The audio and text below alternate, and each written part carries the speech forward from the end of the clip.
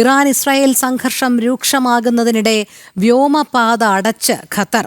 താൽക്കാലികമായാണ് വ്യോമപാത അടച്ചത്. വൈകുന്നേരം പ്രാദേശിക സമയം 6:45 വ്യോമപാത താൽക്കാലികമായി അടച്ചതായി ഖത്തർ വിദേശകാര്യ മന്ത്രാലയം അറിയിച്ചത്. മേഖലയിലെ നിലവിലെ സാഹചര്യങ്ങൾ പരിഗണിച്ചാണ് തീരുമാനം എന്ന് മന്ത്രാലയം വ്യക്തമാക്കുന്നു.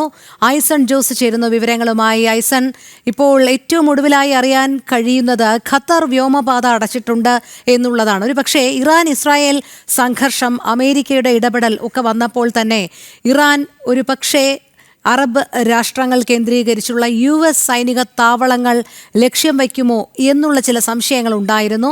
അതിന്റെ അടിസ്ഥാനത്തിലാണോ ഇപ്പോൾ നിലവിൽ ഖത്തർ വ്യോമപാത അടച്ചിരിക്കുന്നത്? രോഹിണി, നിലവിൽ നമുക്ക് ലഭ്യമാകുന്ന വിവരങ്ങൾ അനുസരിച്ചും അന്താരാഷ്ട്ര വാർത്താ ഏജൻസികൾ റിപ്പോർട്ട് ചെയ്യുന്ന വിവരങ്ങളുടെ അടിസ്ഥാനത്തിലും ഈ ദോഹയിലെ അൽ ഉദൈദ് എന്ന് പറയുന്ന വിമാനത്താവളത്തിൽ ഒരു വലിയ സ്ഫോടനം സംഭവിച്ചിട്ടുണ്ട്. ആ സ്ഫോടനം നടന്നത് ഒരുപക്ഷെ ഇറാന്റെ ആക്രമണമായിരിക്കാമെന്നാണ് അറിയാൻ സാധിക്കുന്നത്. ദോഹയിലെ അമേരിക്കയുടെ മിലിറ്ററി ബേസ് ആണിത്.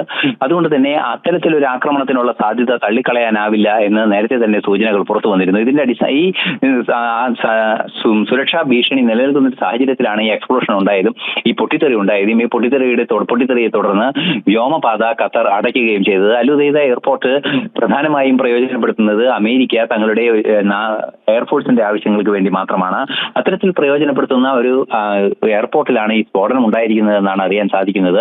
വലിയ സ്ഫോടനം തന്നെയാണ് ഉണ്ടായിട്ടുള്ളത് എന്ന സൂചനകളും പുറത്തു വരുന്നുണ്ട്. ഒരു പരിധിവരെ ഇത് ഇറാന്റെ ആക്രമണം തന്നെയാണ് എന്ന റിപ്പോർട്ടുകളും പുറത്തു വരുന്നുണ്ട്. എന്നാൽ ഇത് സംബന്ധിച്ച് ഒരു ഔദ്യോഗികമായ സ്ഥിരീകരണം ഇതുവരെ വന്നിട്ടില്ല എന്നതും ഒരു യാഥാർത്ഥ്യമാണ്. നിലവിലെ സാഹചര്യത്തിൽ ഇത്തരത്തിലൊരു ഭീഷണി, അതായത് ഇറാനെ ലക്ഷ്യം വെക്കാനുള്ള ഖത്തറിനെ ലക്ഷ്യം വെക്കാൻ, പ്രത്യേകിച്ച് ഖത്തറിലെ അമേരിക്കയുടെ സൈനിക താവളങ്ങളെയൊക്കെ ലക്ഷ്യം വെക്കാനുള്ള ഒരു സാധ്യതയുണ്ട് എന്ന സൂചനകൾ പുറത്തു വന്നിരുന്നു. അത്തരത്തിലൊരു കൃത്യമായ സൂചന ഒരു അമേരിക്കയിലെ ഡിപ്ലോമാറ്റ് തന്നെ, അല്ലെങ്കിൽ ഒരു നയതന്ത്ര പ്രതിനിധി തന്നെ കൃത്യമായി ഔദ്യോഗികമായി അറിയിക്കുകയും ചെയ്തിരുന്നു.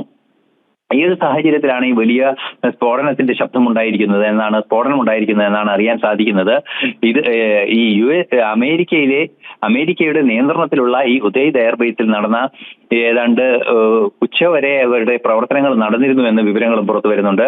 നിലവിലെ സാഹചര്യത്തിൽ ശക്തമായൊരു പൊട്ടിത്തെറി തന്നെയാണ് ഉണ്ടായിരിക്കുന്നത് എന്നാണ് അറിയാനും സാധിക്കുന്നത്. ഐസൺ, നിലവിലിപ്പോൾ ഖത്തറിൽ അത്തരമൊരു ആക്രമണം നടന്നു എന്നുള്ള ചില സൂചനകൾ വരുന്നുണ്ട്. ഔദ്യോഗികമായി സ്ഥിരീകരിക്കപ്പെടുന്നില്ല. അതോടൊപ്പം തന്നെ ഖത്തർ വ്യോമപാത അടച്ചിട്ടുമുണ്ട്. മറ്റ് രാഷ്ട്രങ്ങൾക്ക്, അറബ് രാഷ്ട്രങ്ങൾക്ക് ഏതെങ്കിലും രീതിയിലുള്ള ഒരു ജാഗ്രതാ നിർദ്ദേശം പോകുന്നുണ്ടോ? കാരണം നമ്മൾ തുടക്കം മുതൽ പറയുന്നുണ്ടായിരുന്നു, അമേരിക്കൻ സൈനിക താവളങ്ങൾ ഉപയോഗിക്കുന്നതനുസരിച്ച് ഒരു പക്ഷേ ഇറാൻ അവിടെയൊക്കെ ലക്ഷ്യം വെക്കാനുള്ള ഒരു സാഹചര്യം ഉണ്ടാകും എന്നുള്ളത്. കാരണം അത്രമാത്രം പ്രകോപിതരായിട്ടുണ്ട് ഇറാൻ എന്നുള്ളതാണ്. അതുകൊണ്ട് തന്നെ മറ്റ് രാഷ്ട്രങ്ങൾക്ക് കൂടി, അറബ് രാഷ്ട്രങ്ങൾക്ക് കൂടി ഇത്രമേൽ ഒരു ജാഗ്രതാ നിർദ്ദേശം ഏതെങ്കിലും രീതിയിൽ നൽകുന്നുണ്ടോ? തീർച്ചയായും അറബ് രാഷ്ട്രങ്ങളിൽ, പല അറബ് രാഷ്ട്രങ്ങളും സൗദി അറേബ്യയിലൊക്കെ തന്നെ നിരവധിയായ മിലിറ്ററി ബേസുകൾ, അമേരിക്കയുടെ മിലിറ്ററി ബേസുകളുണ്ട്. ഇത്തരത്തിലുള്ള എയർഫോഴ്സ് ബേസുകളാണ് കൂടുതലും ഉള്ളത്. നമുക്കറിയാവുന്നതാണ്, ഇത്തരത്തിലുള്ള എയർഫോഴ്സ് കമാൻഡുകളിൽ നിന്നാണ് ഈ മേഖലയിലെ സുരക്ഷ ഉറപ്പാക്കുന്നതിനും അതുപോലെ തന്നെ നമുക്ക് അറിയാവുന്നതാണ് ഈ മെഡിറ്ററേനിയനിലും മറ്റും എത്തുന്ന കപ്പലുകളിലേക്കെല്ലാം തന്നെയുള്ള സംവിധാനങ്ങൾ ഒരുക്കുന്നതിനുള്ള വിമാനത്താവളങ്ങളായി പ്രയോജനപ്പെടുത്തുന്നതൊക്കെ തന്നെ ഈ വിമാനത്താവളങ്ങളാണ്. ഈ വിമാനത്താവളത്തിലാണ് ഈ ആക്രമണം നടന്നിരിക്കുന്നത്. സ്വാഭാവികമായും നമുക്കറിയാവുന്നതാണ്, ഇത്തരത്തിലുള്ള പല വിമാനത്താവളങ്ങളും ഈ ഭീകരർ ലക്ഷ്യം വയ്ക്കാൻ, അല്ലെങ്കിൽ ഇറാൻ ലക്ഷ്യം വയ്ക്കാനുള്ള സാധ്യതയുണ്ട് എന്ന് തന്നെയാണ് മനസ്സിലാക്കുന്നത്. നിലവിലെ ചില സൂചനകൾ മാത്രമാണ് ഇത് പ്രോക്സികളാണ് യുദ്ധം നടത്തിയത്, അതായത് ഹൂതി വിമതരാണ് എന്ന ചില സൂചനകൾ മാത്രമാണ് വരുന്നത്. എന്നാൽ അത് സംബന്ധിച്ച് ഇനിയും സ്ഥിരീകരണം വരേണ്ടതുണ്ട്. ആരാണ് മിസൈൽ തൊടുത്തത്? ഏതാണ്ട് 8ഓളം മിസൈലുകൾ അയച്ചു എന്ന വിവരങ്ങളും പുറത്തു വരുന്നുണ്ട്. അത്തരത്തിൽ ആരാണ് മിസൈൽ അയച്ചത് എന്നത് സംബന്ധിച്ചും അതുപോലെ തന്നെ മറ്റും ഇനിയും വിശദീകരണങ്ങൾ ലഭ്യമാകേണ്ടതുണ്ട്. അനൗദ്യോഗികമായ ചില മേഖലകളിൽ നിന്ന് ലഭിക്കുന്ന വിവരങ്ങളുടെ അടിസ്ഥാനത്തിലാണ് ഹൂതി വിമതരാണ് എന്നൊരു സൂചന നിലനിൽക്കുന്നത്.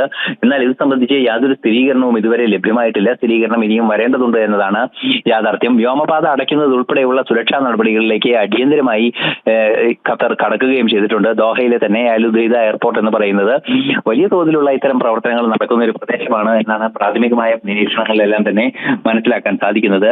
ഇത്തരത്തിലൊരു ആക്രമണം ഉണ്ടായ ഒരു പശ്ചാത്തലം കൂടി ഏറെ ഗൗരവം അർഹിക്കുന്നു എന്നതാണ് മറ്റൊരു സവിശേഷത. അതായത് നമുക്ക് അറിയാവുന്നതാണ്, ഇന്ന് പല രീതിയിലുള്ള നീക്കങ്ങൾ ഇറാന്റെ ഭാഗത്തു നിന്ന് ഉണ്ടായിക്കൊണ്ടിരുന്നു. ഇറാന്റെ ഭാഗത്തു നിന്ന് പല രീതിയിലുള്ള ഡിപ്ലോമാറ്റിക് നീക്കങ്ങൾ ഉണ്ടാകുന്നു. അത് ആ നീക്കത്തിന്റെ ഭാഗമായി ഇറാനിന്റെ വിദേശകാര്യമന്ത്രി വ്ളാഡിമിർ പുടിനുമായി കൂടിക്കാഴ്ച നടത്തിയ ഒരു സാഹചര്യം പോലും ഉണ്ടായിരുന്നു. അതിലെല്ലാം തന്നെ കൃത്യമായി പറഞ്ഞത് ഇത് നീതീകരിക്കാനാവാത്ത, പുടിന്റെ അഭിപ്രായം നീതീകരിക്കാനാവാത്ത ഒരു തെറ്റാണ് ഇസ്രായേൽ ഇറാനെതിരെ നടത്തിയ ആക്രമണമെന്ന് വ്യക്തമാക്കി മണിക്കൂറുകൾക്ക് ശേഷമാണ് ഈ സ്ഫോടനം ഉണ്ടായിരിക്കുന്നത് എന്നതും ഏറെ ശ്രദ്ധേയമാണ്.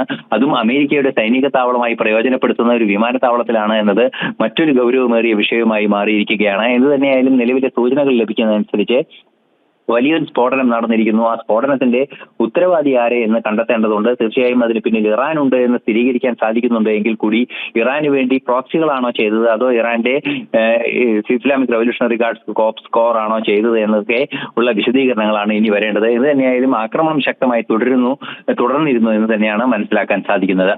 രോഹിണി.